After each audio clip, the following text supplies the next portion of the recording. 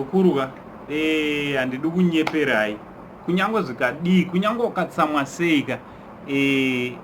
kurovana isiriyo solution manzwa zukuru kurova munhu kunyange muchinge magumbuka sei kunyange zvichinge munhu achinge akutadzirai sei musarove munhu vazukuru muna zvamune muchiita tinozvitsvagira ngozi vazukuru manzwa ndatoti nditaure semunhu mukuru so chiteerera ndisandataura nyaya ndauya nayo kana unga usati wasubscribe to this channel I kindly ask you mzukuru to please subscribe to this channel and also don't forget to put your notification bell whenever I upload a video you will be notified and right ndisandataura nyaya yangu pane foto randasangana naro and you know ndini the only Zimbabwean uncle ndinodanwa kwese kwese kuna uchiitika zvina so pane pati yanga ichiitirawo sister tikabva taona kuti mhuri yese yazodecida kupfeka zvakafanana anditi so foto racho ndeiri randaisa panapa. What do you think nefoto iri vazukuru kubva kuna dedhi kusvika kune mwanasikana vese vakapfeka uniform mudzimba umo hanzi vakadyiswa ameno handisiri ndadaro handiti ameno so ndo foto randati muone and then pane vhidhiyo randinoda kuti muone zvakare vazukuru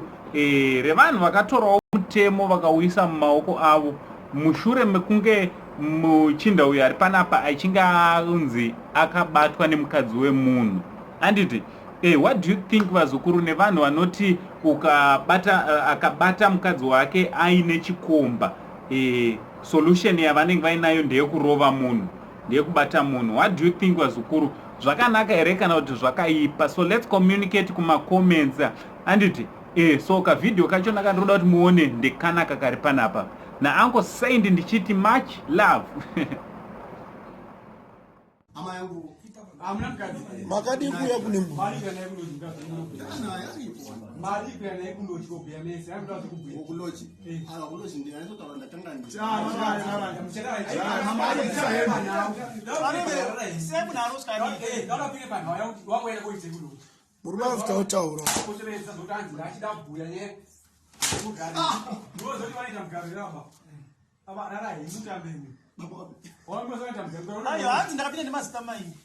Mugambe mloji, kwa chubia ya mgare chubia loji, baba rai kusema